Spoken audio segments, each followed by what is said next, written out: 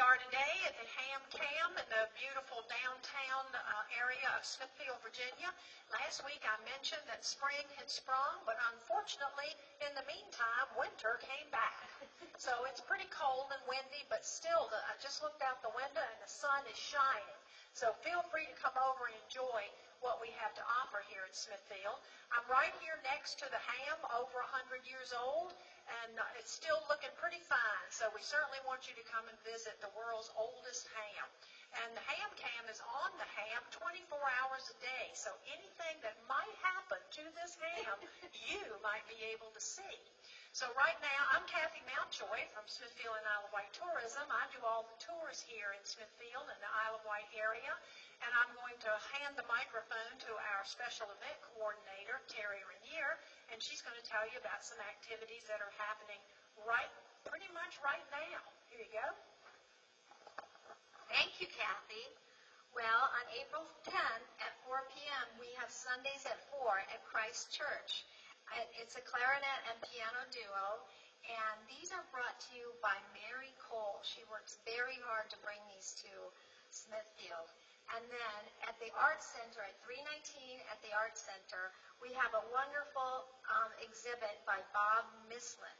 Correct? That's correct. This is a little photo. It's one of his photos. It's very nice and such an asset to our office. We're so lucky.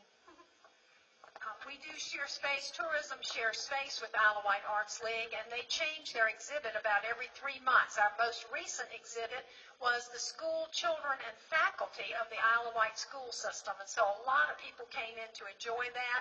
We get a lot of people from all over the world. We have NATO folks that work down in the Virginia Beach area, so we get French people, Spanish people. We even get people from New Zealand, Australia. We are also the #1 day trip destination from Williamsburg, and that's where we get a lot of our visitors. This weekend, the weather permitting, I'm going to do a tour of Ivy Hill Cemetery, which is a historic landmark dated 1877. Some of our graves in the cemetery are from the 1700s because cemeteries were popular, and if you were in the popular cemetery, that was a good thing. So we had several families who moved their loved ones after the cemetery was established right on the Pagan River. It's a beautiful sight. If you've got to be dead, it's a good place to be.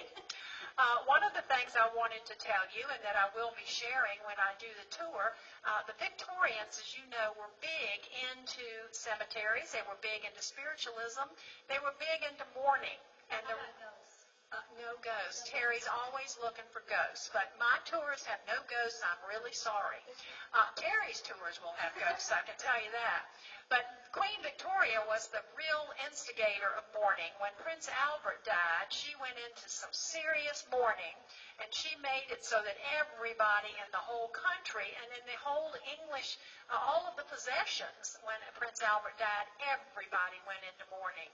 One of the things I found very interesting is I studied Victorian wedding she also was the first one to get married in a white dress because material was cheaper in white, but that's a whole nother topic. Anyway, I'm checking this book out called Widow's Weeds and Weeping Veils because she made it possible to have fashion that was totally related to mourning. Women were in mourning or expected to be in mourning for approximately 2.5 years. Men were expected to be in mourning about 6 months. That says something. They were allowed to wear just regular clothing, maybe a black coat, maybe a black armband, and if they got married before their time was up to mourn, they could take their mourning clothes and wear something more festive, but then they had to put their mourning outfits back on, which I'm sure their new wives were very excited about.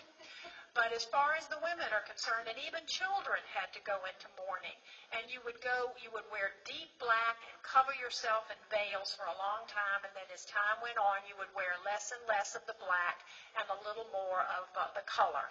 And if you'll remember from Gone with the Wind, Scarlett O'Hara just upset everybody by wearing some fancy colored dress way before it was time for her to be out of mourning. So here in Smithfield, the Todd sisters, a lot of the Todds are buried up at Ivy Hill as well as St. Luke's. they were in mourning for years and years, either for their father, their mother, somebody. They were always wearing black. They were known for coming to the baseball games and watching the baseball games with their silver-headed canes, and when exciting things happened, they would bang those canes against the bleachers. So mourning may have been in clothing, but they were able to go out and have a good time. And that's what we hope for you folks, that you'll come and spend time with us.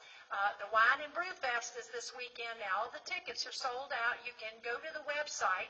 What is that website? Smithfield VA Events. Smithfield VA Events. Okay, and sometimes people will be selling the tickets on the website. Or Facebook. Or the Facebook. Okay, or Facebook. So you can check that out for any available tickets.